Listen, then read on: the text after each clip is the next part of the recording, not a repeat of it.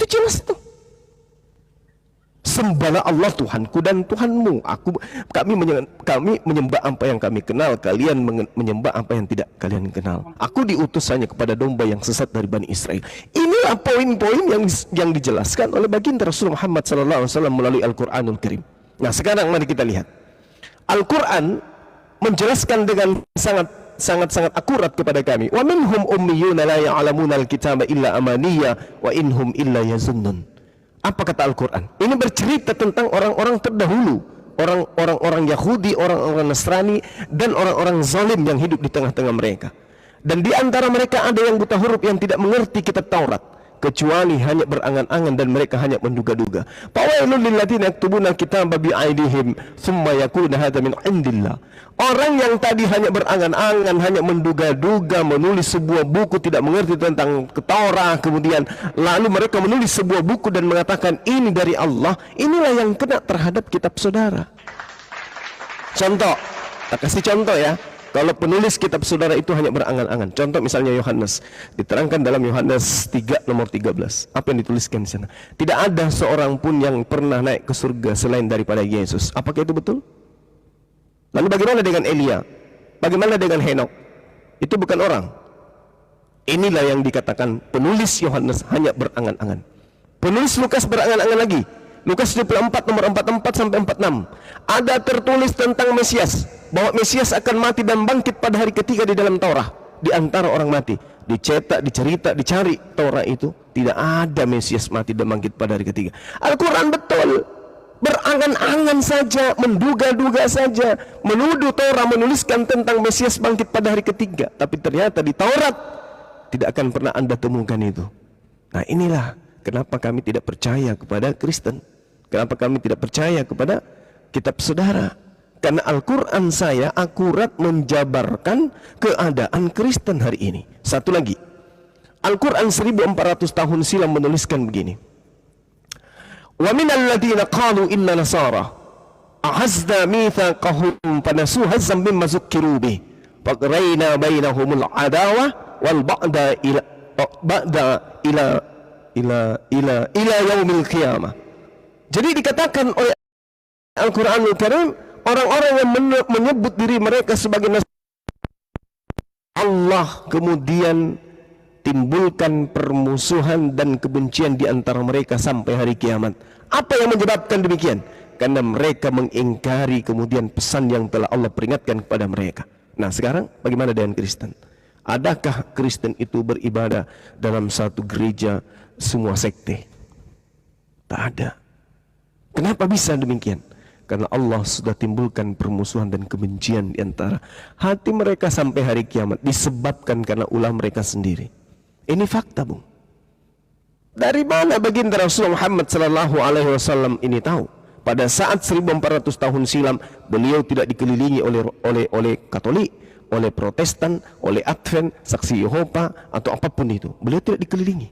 Tapi kenapa beliau bisa menjabarkan kalau ini bukan dari pencipta langit dan bumi yang menginformasikan? Itu. Nah, yang terakhir, yang terpenting kemudian adalah wa makaru wa makarallah wallahu khairul makirin. Coba, apa kata Allah di sini terhadap orang-orang kafir? Wa makaru, dan mereka orang-orang kafir membuat tipu daya. Sama yang sedang Anda lakukan ini. Anda ingin menipu saya, menipu orang-orang Islam, menipu orang-orang beriman, tapi sebenarnya Anda menipu diri Anda sendiri. Anda mengatakan, ya kami percaya Injil yang kami ini pegang sekarang ini adalah Injil yang diajarkan oleh Yesus. Tapi sebenarnya Anda tidak sadar, sebenarnya Anda sadar bahwasanya Yesus tidak pernah bertemu dengan Lukas. Tapi kenapa kemudian pola iman Anda, konstruksi daripada keimanan saudara berasal dari buku yang tidak pernah diajarkan oleh Yesus. Wa makaru, Anda hanya ingin melakukan tipu daya. Wa makarallah, tetapi Allah sungguh kemudian membalas tipu daya itu. Dan Allah mengatakan wallahu khairul makirin, maka Allah pun membalas tipu daya mereka, dan Allah sebaik-baik pembalas tipu daya. Makanya Anda tidak bisa kemudian keluar dari pola ini, dari keadaan ini. Kenapa? Karena Anda sedang tertipu. Orang yang tertipu itu tidak sadar kalau dia dirinya ditipu. Nanti dia sadar kalau dirinya ditipu kalau dia mengikuti istri daripada saudara Rifki, yaitu bersyahadat, meninggalkan tipuan itu. Anda sedang ditipu. Ini kalau kita ketemu sama orang, Pada saat dia ditipu, muncul kata tipu itu karena ada korban. Pada saat dia korban tipuan. Nah, yang aneh di sini adalah Anda sendiri yang hendak melakukan tipuan itu. Wa makaru wa makarallah wallahu khairul makirin. Dan Allah sebaik-baik pembalas tipu daya. Saking baiknya pembalasan tipu daya Allah kepada penipu, orang yang membuat makar, mulutnya sudah berkata, Lukas tidak tertulis dari ke-12 murid Yesus. Mulut nih, cuma berapa mili dari otak. Tapi apa yang dilontarkan oleh mulutnya tidak bisa terkoneksi dengan akalnya. Artinya dia tetap saja beriman kepada hal yang sesungguhnya mulutnya pun mengatakan itu adalah sesuatu yang tidak benar. Ini akibat apa? Wallahu khairul makirin. Allah sebaik-baik pembalas tipu daya. Lalu bagaimana caranya sembuh dari tipuan ini? Anda harus kemudian menyadari bahwa kebenaran yang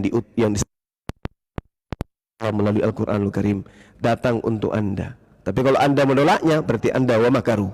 Anda membuat makar, Anda membuat tipu daya. Tetapi kalau Anda menerima, membuka diri untuk menerima itu, berarti Anda melepaskan diri dari kungkungan tipu daya. Demikian dari saya, Bung. Silakan.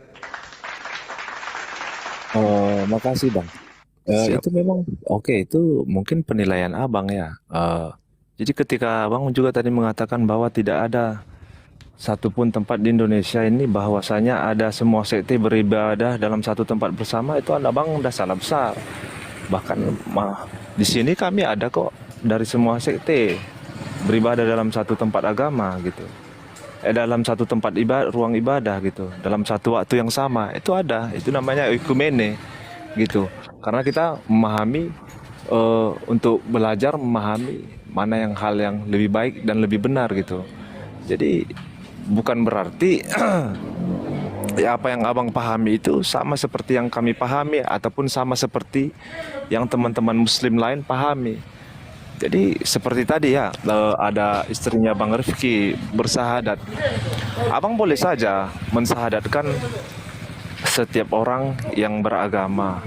Abang boleh saja memasukkan mereka ke Islam, tetapi Abang tidak boleh sebenarnya menjelekkan ataupun mengungkapkan hal-hal yang tidak baik kepada agama lain gitu. Silakan dari agama apa saja boleh, Bang, tapi Abang tidak boleh bawa-bawa agama lain.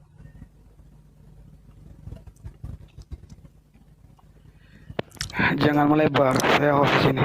Jadi gini, Saudara Noah, agama saudara adalah agama yang diajarkan untuk disampaikan kepada semua makhluk.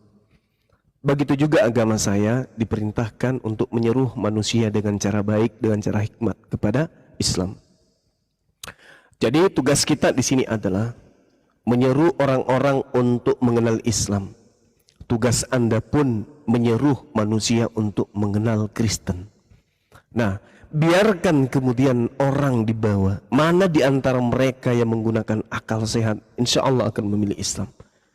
Tetapi orang-orang yang kemudian yang butuh simple, tidak perlu prosesi-prosesi rutinitas seperti yang dilakoni oleh umat Islam, makanan semua bisa dimakan, minuman semua bisa diminum, tidak ada kewajiban ibadah, silakan milih Kristen. Dan satu hal penggarisan yang harus saudara tahu di Islam, satu penggarisan artinya satu ketetapan. Barang siapa yang ingin hidupnya bebas di muka bumi ini, saya ulang, barang siapa yang mau hidupnya bebas di atas muka bumi ini, silakan keluar dari Islam. Anda pasti akan sebebas-bebasnya di luar sana. Menyembah Tuhan tidak ada kewajiban. Ibadah minggu bukan kewajiban. Apalagi menyembah Yesus bukan kewajiban. Apalagi tidak ada kewajiban di luar Islam itu. Tapi kalau Anda mau terikat dengan hukum Tuhan, Anda mau terikat dengan hukum pencipta langit dan bumi, yuk masuk ke Islam. Langkah kaki kiri Anda diatur. Ketukan lisan dan napas Anda sudah diatur. Pergerakan tangan Anda sudah diatur. Baringnya Anda sudah diatur. Duduknya Anda sudah diatur. Berdirinya Anda sudah diatur. Tunduk bersedar diri kepada semua ketetapan dan ketentuan Tuhan pencipta langit ini. Pencipta langit dan bumi ini. Tapi kalau Anda ingin bebas dari aturan-aturan Tuhan itu semua, silakan Anda melenggang meninggalkan Islam. Maka Anda akan merasakan betapa indahnya kehidupan dunia itu. Indah sekali. Apa yang Anda butuhkan sudah tersedia. Apa yang Anda inginkan sudah disediakan. Apa yang ingin dirasakan tinggal Anda membeli. Apa yang Anda ingin mau tinggal Anda raih. Itulah di luar Islam. Itulah di luar Islam. Kalau di Islam pasti harus tunduk, berserah diri. Maka ini pilihan. Orang Islam yang kemudian ogah kemudian untuk ibadah, untuk sholat, karena itu adalah wajib, silakan ikuti Saifuddin Ibrahim. Dia keluar Islam karena bosan sholat. Tapi kemudian orang-orang yang mau diatur oleh penciptanya, silakan masuk Islam. Tidak bebas lagi dia menggunakan busana, tidak bebas lagi dia mau makan apa, tidak bebas lagi kemudian dia mau minum apa. Kenapa? Karena sebenarnya yang menjatuhkan Adam alaihissalam bukan harta, bukan tahta, tetapi makanan. Yang menjatuhkan dia adalah perut. Oleh karena itulah kemudian Nabi Ibrahim alaihissalam datang, diatur perutnya. Nabi Musa alaihissalam datang, diatur perutnya. Nabi Isa alaihissalam datang, diatur perutnya. Kenapa? Karena perut inilah yang membuat kita jatuh. Lihat di negara kita ini. Ada orang kaya, masih tetap korupsi.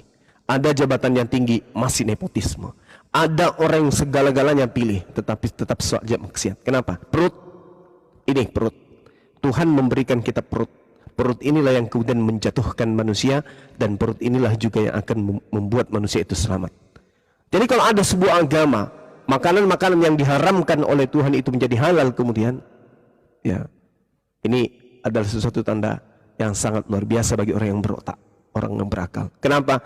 Adam begitu banyak makanan yang diperintahkan oleh Allah. Satu aja. Jangan kau makan ini ya, yang satu ini. Akibatnya fatal. Bagaimana dengan aturan Tuhan yang begitu banyak? Jangan makan ini, jangan makan ini, jangan makan ini. Tapi dimakan semuanya. Kalau Adam saja diamuk oleh dosa, diamuk oleh maut, oleh karena satu kesalahan. Bagaimana dengan Kristen yang makan semua makanan, yang makan semua yang bergerak? Coba. Kira-kira dosa apa dan apa upahnya nanti kepada Kristen yang semua yang bergerak bisa dimakan oleh mereka? Coba Anda jawab, silakan. Makasih Bang ya. Jadi gini, saya kan tadi sudah katakan di awal, kita ambil mana yang baik, kita tinggalkan mana yang buruk. Kan begitu Bang. Jadi nggak semua Kristen itu sama seperti yang Abang katakan, begitu. Karena manusia kan saya udah bilang, orang punya pola daya pikir yang berbeda. Jadi saya nggak makan babi, jujur aja saya bilang saya nggak makan babi. Karena itu sudah tertulis di awal kitab perjanjian lama, ya gitu. Saya tidak melanggar itu. Iya, jadi nggak sama, semua orang Kristen tuh nggak sama. Jadi Abang jangan salah sangka gitu. Iya, baik Bung. Jadi gini, kalaupun saudara melakukan semua tugas, melakukan semua kewajiban, melakukan semua aturan, tuntunan dan perintah, tapi sangat disayangkan, ibaratkan TNI ya, mohon maaf, Anda menggunakan seragam TNI, sepatunya, baretnya, lambang-lambangnya, celananya, bajunya, bahkan mungkin Anda juga menggunakan pistol, senpi. Tetapi sangat disayangkan, Anda tidak terdaftar di Mabes TNI. Kenapa? Anda bukan TNI, tapi Anda menggunakan seragam. Berarti Anda adalah TNI gadungan. Anda memilih-milih seragam TNI yang bagus. Oh, ini baretnya bagus, Anda pakai. Celananya yang bolong Anda tidak pakai. Ini apa namanya? Kenapa saya mengatakan ini sebagai contoh? Karena ajaran makan babi itu hanya dua. Hanya di Islam dan hanya di Yahudi. Kalau hari ini kemudian Anda tidak makan babi, siapa yang larang? Bang, ada perintah kepada non-Yahudi untuk tidak makan babi. Setahu saya, hanya ada di Imamat 11 nomor 7, jangan engkau makan babi. Dan itu hanya hukum-hukum yang diberikan kepada Bani Yakub. Anda bukan Bani Yakub. Begitu juga di Al-Quran.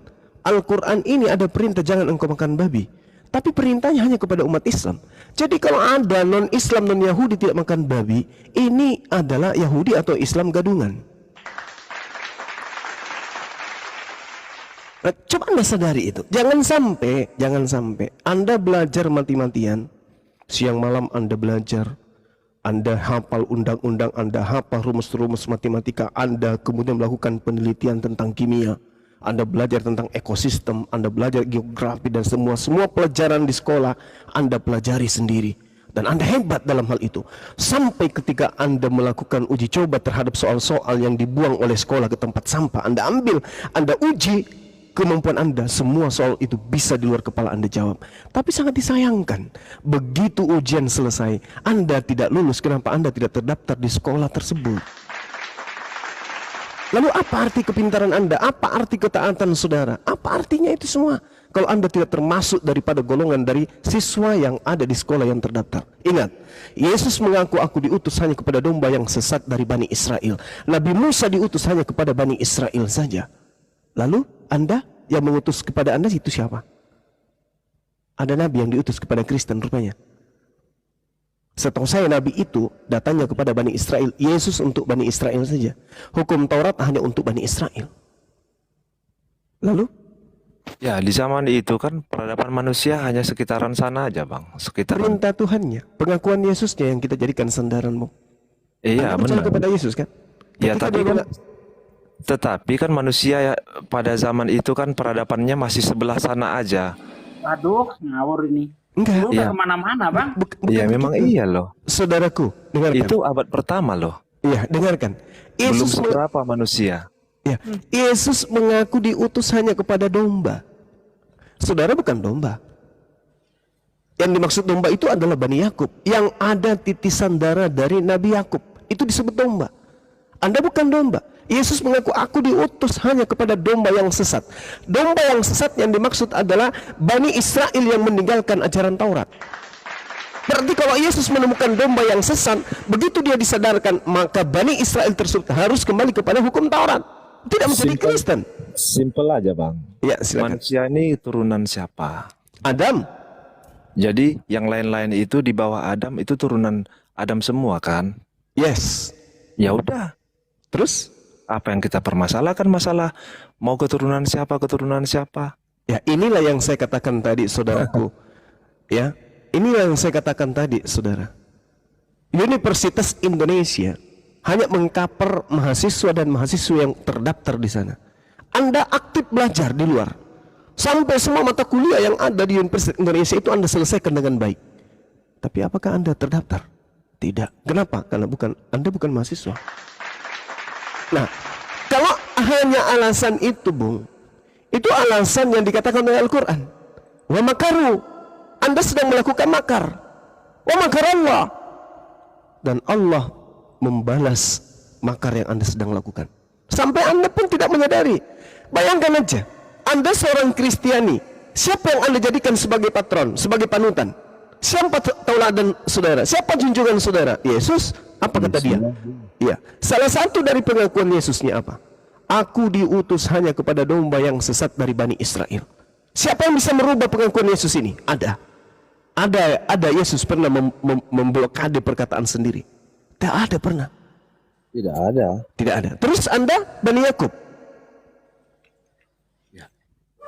Yang tahu ya Tuhan lah, Bang. Saya keturunan siapa kan gitu. Yang pastinya ketika Anda berbicara soal masalah keturunan diperuntukkan bagi siapa? Kita semua manusia ini sama-sama keturunan dari ciptaan Tuhan, dari Nabi Adam dan Nabi Hawa, kan begitu. Oke. Jadi mereka semua juga adalah nabi-nabi utusan itu adalah keturunan Nabi Adam begitu. Jadi kalau diperuntukkan berarti Tuhan punya keterbatasan gitu. Berarti Tuhan enggak sang maha kuasa ketika diperuntukkan untuk satu tujuan kan gitu. Berarti Yesus melakukan satu tipu daya dengan mengatakan diutus hanya, dalam bahasa Yunani mono, spesial. Aku diutus hanya kepada domba yang sesat dari umat Israel. Itulah yang ingin saya sampaikan. Ya, silakan. Karena pada saat itu hanya bangsa hanya turun. Iya, silakan Terima Mbak. kasih. Ya, sama-sama. Nah, kita nggak boleh berasumsi kita ini. Kita orang beragama itu harus berbicara berdasarkan dalil. Apapun aspek iman kita kemudian, maka kisi-kisi ketika kita menyampaikan iman kita, amalan kita, perbuatan kita dalam beragama harus berlandaskan kepada dalil, bukan dalih, tapi dalil. Coba Anda tunjukkan dalilnya di mana. hantamkan dalil Anda dengan dalilnya Yesus.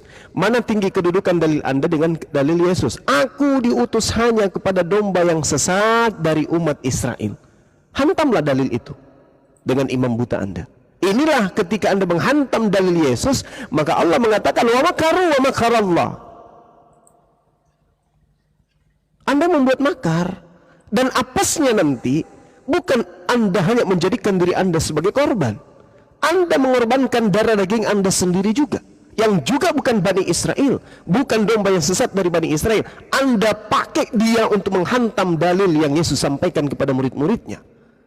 Lalu Pertanyaan, silakan. simpel. Dari mana abang tahu saya bukan keturunan Bani Israel? Ya Allah ya Karim. Ya. Ya Allah ya Karim. Karena Karena saya seorang tidak Indonesia. punya hak.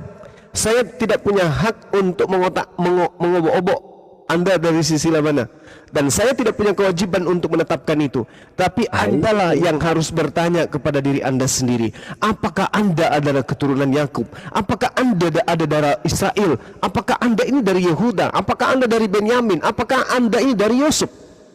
Ya, Itu dulu. ya, harus lengkap dulu silsilahnya bang, baru kita bisa tahu. Maka dari itulah kemudian Anda yang maka punya dari tugas. Tanya saudara Yahudi pada diri Anda. Intinya satu aja bang, yang beragama ini mematuhi aturan-aturan yang sudah Tuhan berikan. Jadi percuma kita Sama seperti yang tadi saya katakan. iya. Percuma Anda mengikuti Percuma aturan ini sekolah itu nggak ada gunanya kalau kalau tidak Anda- mematuhi aturan Tuhan. Ya, sekarang kalau Anda pun menggunakan aturan seragam TNI, apel pagi sendiri, upacara sendiri, lari sore sendiri, nyanyi kebangsaan sambil berlari sendiri, apakah itu sudah bisa membuat Anda menjadi prajurit di TNI? Bisa. Ya, Oh, TNI itu untuk menjaga Tidak, Bang. keamanan negara, dan saya ini Itu- adalah warga negara, maka saya juga punya hak sama seperti TNI untuk menjaga warga negara kita ini dari penjajah. Lalu Itu kemudian beda, Anda Bang. latihan Itu- perang sendiri di hutan. Itu beda, itu instansi. Tetapi kalau abang mengatakan untuk menjaga kedaulatan negara, bukan TNI saja, kita juga wajib kok. Oke. Nah, apakah Anda Iya. setelah mendapatkan legalitas wajib membela negara, Anda masuk dalam jajaran TNI? Ya enggak, bukan Enggak. jajah seperti saya harus jadi jajaran TNI, tetapi bukan seharusnya saya menghindar ketika ada perperangan di negara saya kan gitu. Baik. Bahkan saya Ketika ikut menumpahkan darah saya untuk membela Oke. negara saya kan Oke. gitu. Oke, baik. Ketika kemudian ada instruksi dari Panglima tertinggi bahwa yang ikut berperang hanyalah TNI, sipil tidak bisa. Kemudian Anda sebagai sipil menggunakan seragam TNI ikut di sana. Mati konyol enggak Anda tuh? Ya. Ketika ada instruksi seperti itu ya kita ikuti instruksinya. Iya, berarti Yesus menginstruksikan, aku hanya diutus kepada domba yang hilang dari Bani Israel. Anda ikuti Ih. tidak? Itu beda bang, ini kan dari Tuhan. Ini kan masalah keimanan, bukan Ini masalah dari- peperangan. Kalau Panglima TNI aja Anda turutin, kenapa ini wakil Tuhan yang datang Anda tidak turutin? Itu kan panglima, ini bukan panglima bang. Nah, justru kalau bukan Panglima tetapi dia adalah utusan Tuhan, wakil Tuhan yang mengatakan itu, kenapa Iya. Anda tidak taat? Salahkah saya membangkang untuk mengikut yang Tuhan utus?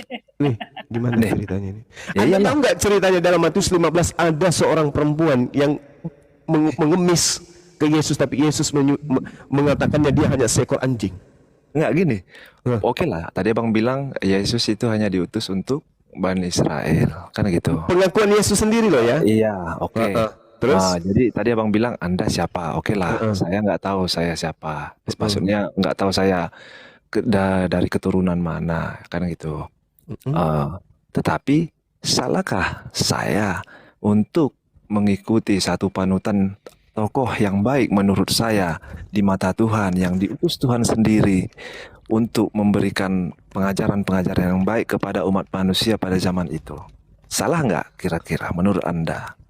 Itu Kalau kebaikan-kebaikan yang dilakukan oleh orang yang kemudian mampir atau nonton atau menyaksikan anak-anak sekolah, dia ikut-ikutan juga, itu tidak salah.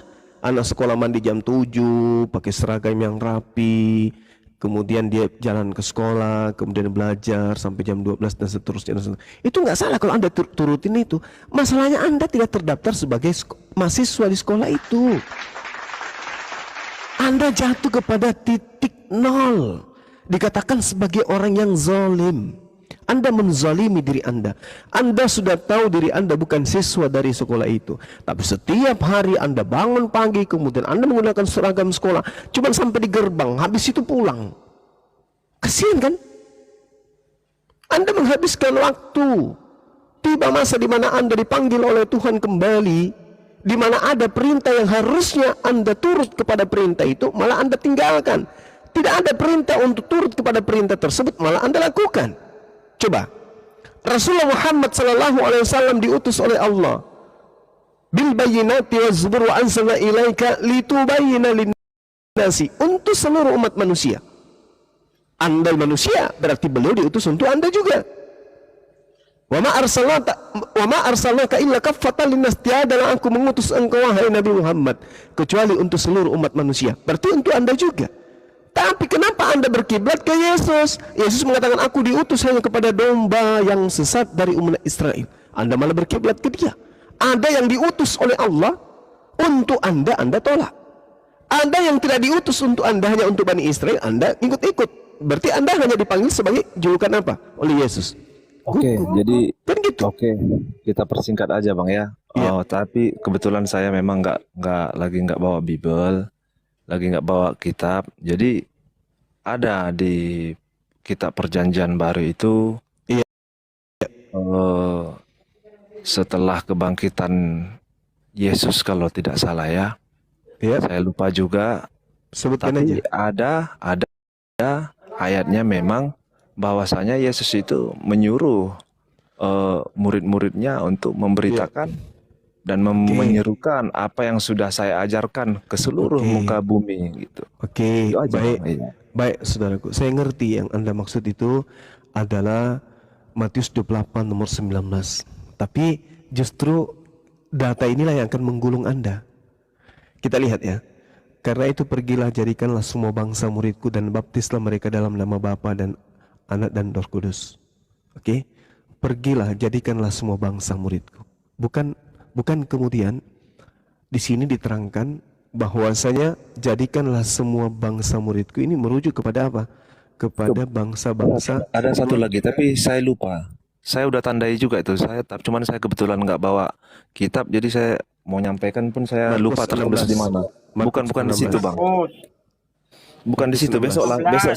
Besok saya naik lagi, saya tunjukkan sama Abang ya. Iya, oke. Saya bahas ini dulu. Dan Iya. ajarlah mereka di data nomor 20-nya, dan ajarlah mereka melakukan segala sesuatu yang telah kuperintahkan kepadamu. Sekarang kita lihat Kristen. Ada nggak perintah kepada dari Yesus untuk beribadah menyembah kepada dirinya? Nggak ada kan? Nggak ada. Ada nggak perintah Yesus untuk membatalkan hukum Taurat? Nggak ada kan? Nggak ada, Ada. malah dia menggenapinya. Oke.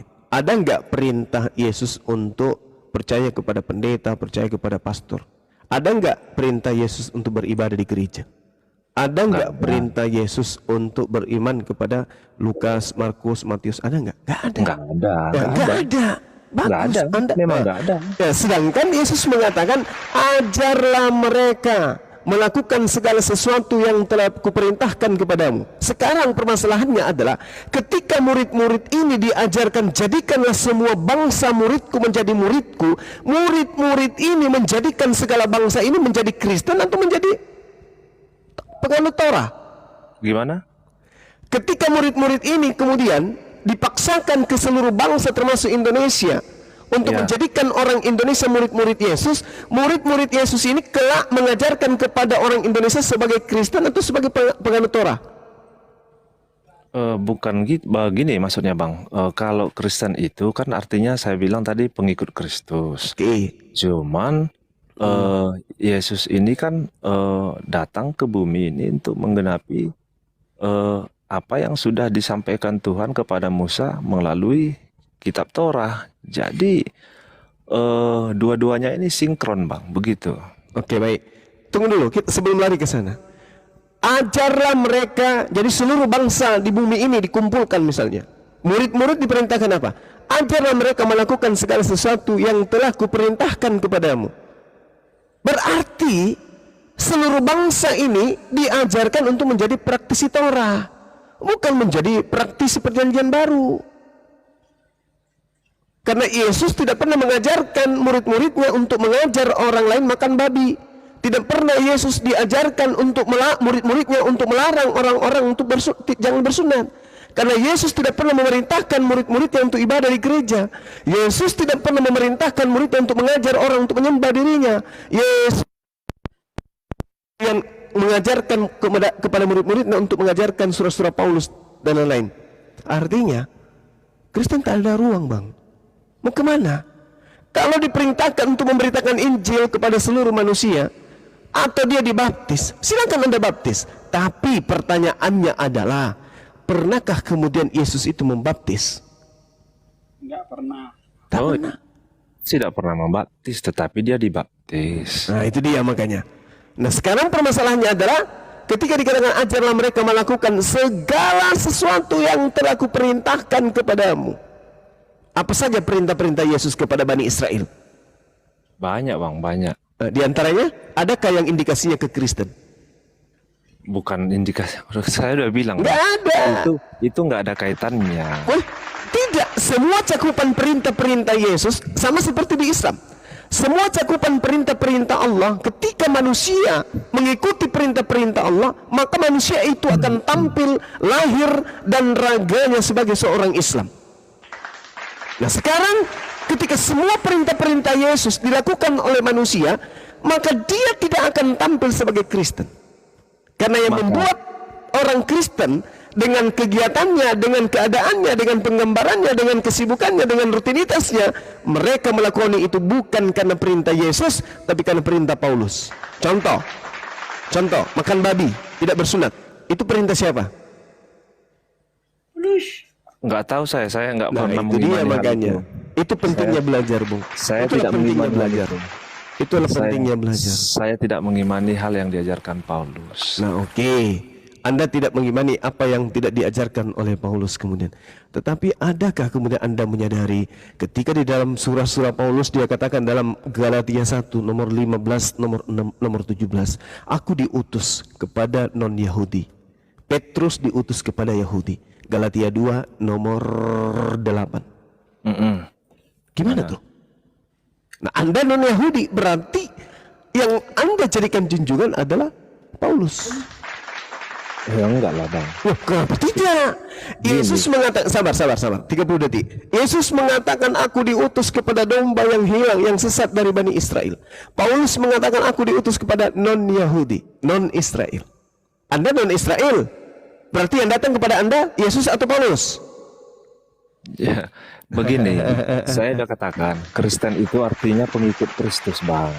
Iya, Paulus itu Kristus, saudaraku. Itu kan menurut Anda, menurut saya Itu kan menurut Paulus, dia mengaku tidak. Ya Kristus. itu, ya udah itu menurut Paulus. Tapi saya tidak mengakui itu kan gitu. Walaupun kemudian, tapi faktanya Anda non-Yahudi, berarti Anda pengikutnya. Saya udah bilang saya pengikut Kristus karena Kristen itu Iya, artinya Kristus. Yesus Paulus Kristus. pun mengaku Kristus, saudara. Nah itu Paulus lah ya, urusan Paulus lah. Sekarang kalau Anda mengaku pengikut Yesus Kristus, maka Kristus yang Anda maksud itu Paulus. Karena hanya ada satu Kristus yang keluar diutus kepada non-Yahudi, yaitu Paulus. Kalau Kristus Yesus diutus untuk Yahudi, berarti bukan untuk Anda. Kalau Anda menjadi pengikut Kristus, maka yang Anda ikuti adalah Kristus non-Yahudi. Siapakah Kristus non-Yahudi itu? Baca Galatia 2 nomor 8, Galatia 1 16 17. Ini mohon maaf ya, saya sambil tidur ini. Mata saya udah ngantuk kali. Iya, makanya tadi saya bilang itu urusan Paulus lah kalau dia mau menganggap dirinya Nah, Kristus. inilah yang Al-Quran katakan, saudaraku. Itu urusan Paulus. Jadi Wa ketika makaru. abang berbicara seperti itu, Wa makaru. saya boleh tanya. Saya boleh tanya satu pertanyaan aja. Silakan. Ini mengenai Islam ya. Ya, Islam itu artinya apa bang? damai sejahtera. kenapa dinamakan Islam? Ya, karena ajarannya mengantarkan kepada kedamaian dan kesejahteraan. Lahirnya nama Islam ini dari mana? Dari sejak nabi-nabi itu ada. Dari sejak nabi-nabi itu ada. Yes. Kapan? Contoh, tak kasih ya. Tak kasih Iya, data kepada kapan? saudara. Tunggu, sabar. Tak kasih data kepada saudara supaya Anda menyadari. Di dalam kitab Yeremia yang Anda pegang hari ini, di situ diterangkan begini. Sebab aku ini mengetahui rancangan-rancangan apa yang ada padaku mengenai kamu. Demikianlah firman Tuhan, yaitu rancangan damai sejahtera. Ya, oke. Terus?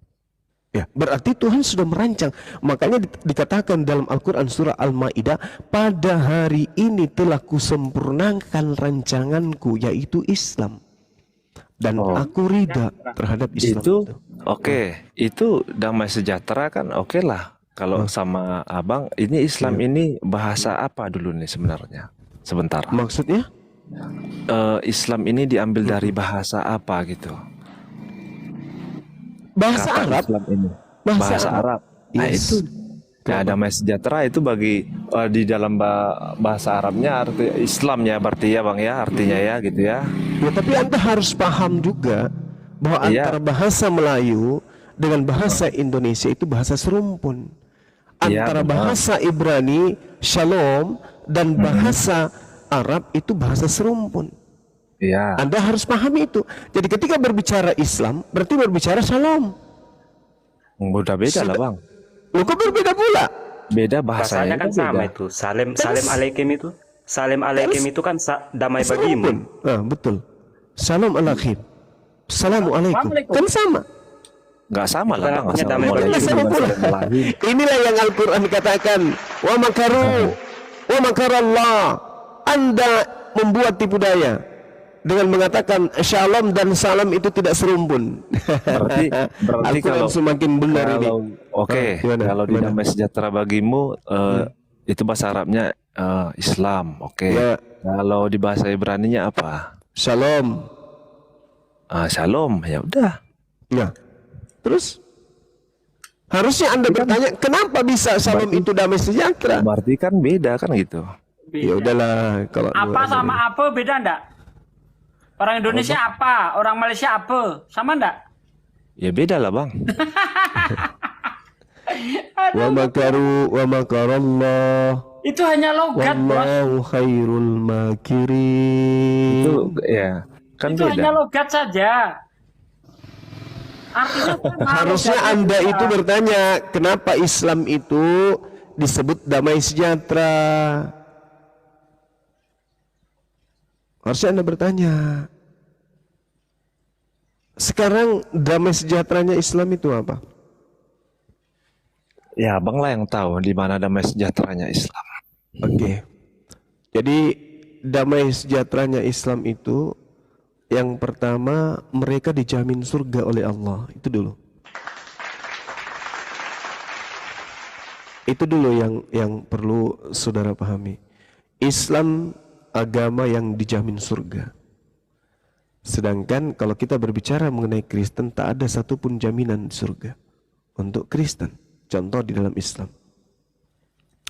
Dikatakan kemudian di dalam surah Al-Mu'minun, ini sering saya bawa ya.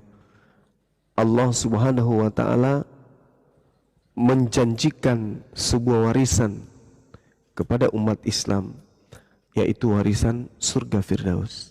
Qad aflahal mu'minun. Sungguh beruntung orang-orang yang beriman. Bagaimana tidak damai sejahtera kalau mereka sudah dikatakan sendiri oleh pencipta dan bumi sebagai umat yang beruntung. Qad aflahal mu'minun. Sungguh beruntunglah umat Islam itu. Ini pencipta langit dan bumi sudah memberikan sanjungan kepada umat Islam.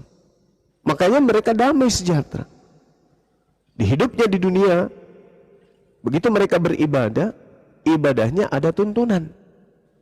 Sedangkan kalau kita melihat saudara, di dalam kitabnya orang Yahudi, ada tertulis perintah, mereka tidak laksanakan. Di Kristen, Tidak ada perintah tertulis, mereka laksanakan. Contoh ibadah minggu, tidak ada perintahnya. Natal nggak ada perintahnya. Nyembah Yesus nggak ada perintahnya. Tapi mereka lakukan. Jadi kebalikan. Yahudi ada tertulis, mereka tinggalkan. Matius 23 nomor 1 nomor 23. Jangan kau ikut orang-orang Yahudi, orang Farisi telah menduduki kursi Musa, tetapi mereka tidak mempraktekkan apa yang tertulis di dalam kitab Torah. Itu kata Yesus. Berarti tertulis tidak diperhatikan. Kristen berbeda. Tidak ada tertulis, tapi mereka lakukan. Kebalik. Yahudi ada tertulis, tidak dilakukan. Kristen tidak ada tertulis, dilakukan. Jadi sama-sama timpang, sama-sama pincang di sini. Nah, sedangkan kalau umat Islam itu yang dilakukan, tertulis yang diperhatikan, teori praktek. Itu hebatnya. Itu hebatnya. Tertulis dan diperhatikan. Kalau di Yahudi tertulis tidak diperhatikan, kalau di Kristen diperhatikan tapi tidak ada tertulis. Makanya dikatakan damai sejahtera. Betapa indahnya kemudian sholatnya umat Islam itu ibadahnya. Assalamualaikum warahmatullah. Assalamualaikum warahmatullah. Lalu berdoa. Tenang, teduh hatinya umat Islam itu. Begitu mereka sudah melakukan sholat, bangun di subuh hari jam 5, berbondong-bondong mereka sesuai dengan perintah dalam Al-Quran, berbondong-bondong mereka kemudian ke masjid, beribadah. Allahu Akbar, wahai engkau yang maha besar. Alhamdulillahi Rabbil Alamin. Segala puji bagi engkau, Tuhan semesta alam. Tuhan sudah pasti mendengar itu. Tuhan pencipta langit dan bumi sudah pasti mendengar. Bandingkan dengan anda ke gereja. Yesus Tuhanku. Yesus tahu musim buara aja kagak ada. Orang anda panggil dari Indonesia, mana dia mendengar? Tapi kalau Allah, Alhamdulillahi Rabbil Alamin, Ar-Rahmanir Rahim, engkau yang maha pemurah lagi maha penyayang, Maliki Yaumiddin. Coba, yang menguasai hari pembalasan. Siapakah dia? Tuhan, dia merasa. Iyyaka na'budu wa iyyaka nasta'in. Dia merasa karena dia lagi dipanggil oleh hambanya, dia lagi dipanggil oleh ciptaannya. Tapi kalau Yesus anda panggil, Yesus yang ada di surga, mana dia dengar? Orang dia tahu siapa yang ambil jubahnya saja dia nggak paham. Jadi kalau gini Yesus tidak punya hepeng lagi, itu gimana? Saya nggak pernah lagu, saya nggak tahu siapa pencipta lagu itu, Ahi. Kalau lagu kalau gini bang ya, biarpun kita ibadah di gereja itu memang nggak ada dalilnya, itu benar, ya. Tapi bukan berarti gereja itu salah, karena intinya itu kan untuk hanya untuk menyembah satu Tuhan, kan begitu. Jadi kalau abang bilang ada lagu-lagu rohani, ya namanya untuk memuliakan dan memuji. Ataupun bersyukur. Jadi kalau kau doa, kalau masalah doa kita ada kok doa khusus bang. Setiap ibadah kita ada doa khusus, doa Bapa kami. Itu setiap ibadah, mau ibadah di rumah, mau ibadah sendiri, ataupun mau berdoa sendiri pribadi, atau mau berdoa bersama-sama, doa itu tetap kita panjatkan. Sama seperti orang abang sholat, tetap kan memanjatkan takbir kan gitu, bukan begitu? Tetap itu tetap di doa yang sama. Ya kita juga begitu. Doa yang sama itu tetap. Nah, kalau kita punya permintaan ataupun punya keinginan ataupun punya doa yang ingin kita panjatkan, kita sampaikan. Tidak ada perbedaan, Bang. Kita ada doa khusus kok. Nggak ada istilahnya doa itu berubah-ubah terus, nggak ada. Doa itu ada doa khusus, walaupun tidak ada di dalil. Tetapi doa itu khusus ada. Iya. Tapi sekarang permasalahannya adalah ibadah minggu itu siapa yang ngajarin? Kalau ibadah itu sebenarnya nggak harus minggu bang ya. Dan ibadah itu, bukan masalahnya ibadah minggu itu siapa yang ngajarin? Kalau ibadah minggu nggak tahu saya bang, sejarahnya siapa yang ngajarin. Kalau anda ibadah hari apa? Saya nggak harus hari Minggu ibadah bang. Karena saya setiap hari saya berdoa kok, walaupun Ya, di rumah. beda. Berdoa itu, iya betul. Berdoa itu kapan saja. Ini yang saya maksud hari Minggu. Kalau itu saya nggak tahu. Saya nggak Anda tahu. ibadah hari apa? Saya setiap hari ibadah, Bang. Ke gerejanya kapan? Memang kalau ke gereja ya itu hari Minggu lah, Bang. Iya. Allahu Akbar, Nah, Masya tapi Allah. itu kan bukan berarti mencela keimanan saya istilahnya. Si Noah ibadahnya cuma hari Minggu. Bukan berarti begitu kan? Ya bagus kan- kalau Anda ibadah itu. Karena kan Bagus saya ibadah tiap hari kan gitu. Bagus kalau ibadah Anda itu sekali seminggu aja. Biar Ya. tidak kebanyakan sering ibadah nyembah kepada yang bukan Tuhan kan gitu ya. Ya, itu kan menurut Abang, saya kan sudah bilang saya menyembah satu Tuhan. Makanya saya bilang kita ada doa khusus, doa Jadi Bapa Yesus kami. bagi Anda bukan Tuhan. Di doa Bapa kami itu tidak ada disebutkan nama Yesus, biar Abang tahu. Iya tahu. Jadi Yesus itu Nah, ya bukan udah. Tuhan. Ya, kan saya udah bilang saya sebutnya doa Bapa kami, bukan Yesus, kan gitu. Iya berarti bagi Anda Yesus itu bukan Tuhan. Ya memang bukan Tuhan, yang bilang Tuhan siapa? Orang Kristen? Ya, saya udah bilang kita ambil yang baiknya, kita tinggalkan yang tidak baik. Kalau menyembah Yesus itu baik gak? Ya kalau menyembah Yesus itu tidak baik, Bang. Menyembah Tuhan itu baik. Bagus.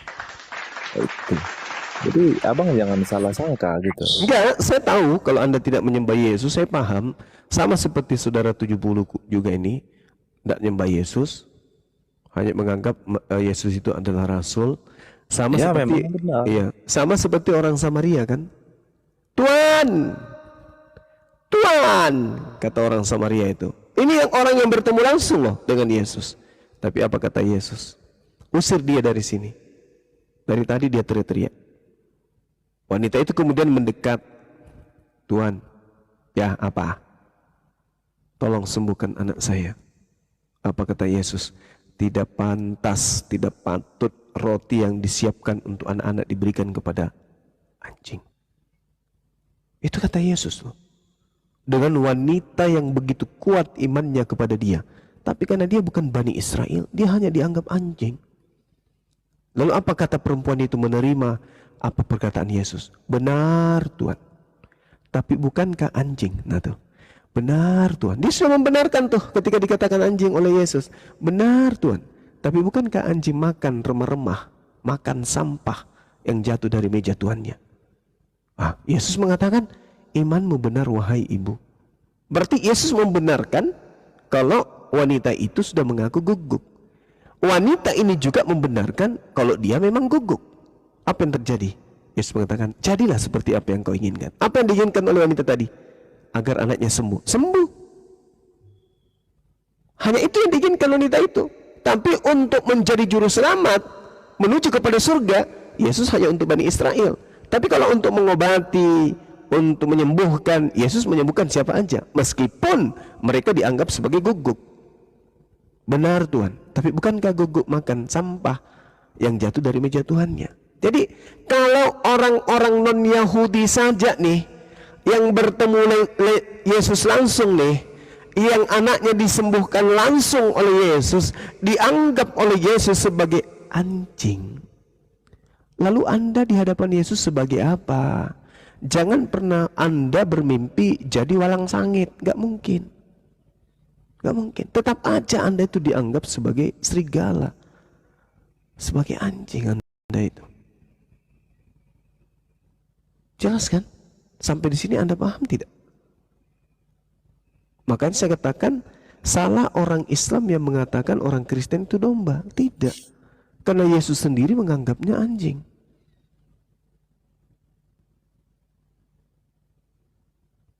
Sampai di sini Anda bisa paham tidak ini? Belum tentu, Bang. Karena yang Anda bacakan itu, yang walaupun ada tertulis, ya belum tentu itu artinya. Berarti Anda meragukan keabsahan kitab saudara. Ya sudah, tinggalkan kitab itu. Bukan masalah meragukan keabsahan atau tidaknya. Masalahnya itu adalah perkataan Yesus. Ketika Yesus berbicara, yang Yesus katakan itu bukan keluar dari mulutnya sendiri, tetapi melainkan keluar dari Tuhan yang disampaikan Apalagi melalui kalau Yesus. sudah kayak begitu. Jadi Berarti tidak diragukan lagi berarti Tuhan pencipta langit dan bumi yang menganggap non-Yahudi sebagai anjing. anjing. Anda Jadi sudah mengakui. Nah, izin nanggapin ya. Izin nanggapin ketika sebentar. Tuhan Bentar, ketika Bang Tuhan ketika Bentar, Tuhan Bang. berkehendak, Tanggapi. belum tentu kehendaknya Kayaknya Bang itu Noah ini nggak seperti ngerti kenapa Yesus memakai kata guguk.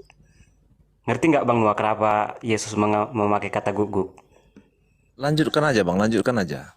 Nah, sebenarnya bukan Yesus menganggap orang Samaria, ya orang Samaria itu guguk ya. Orang Samaria itu juga orang bagian dari Israel ya, hanya saja mereka terkucilkan. Nah, orang Israel pada saat itu menganggap orang-orang Samaria itu reputasinya itu sama kayak guguk gitu. Jadi Yesus hanya menggunakan istilah yang orang Yahudi anggap. Jadi sebenarnya bukan Yesus yang menganggap mereka. Yesus itu hanya menggunakan istilah dari Yahudi kepada Samaria itu sebenarnya. Iya. Biar Oke. Karena aja Ca- Bang Juma bernarasi biar Bang Juma dapat hidayah. Bukan begitu, Bang. Kebenaran itu harus disingkap meskipun pahit. Jadi kalau dikatakan diutus hanya kepada umat Israel, lalu wanita dari tanah Kanaan ini kemudian tidak dianggap. Jadi pernyataan saudara tentang Samaria mungkin ada aspek kebenarannya.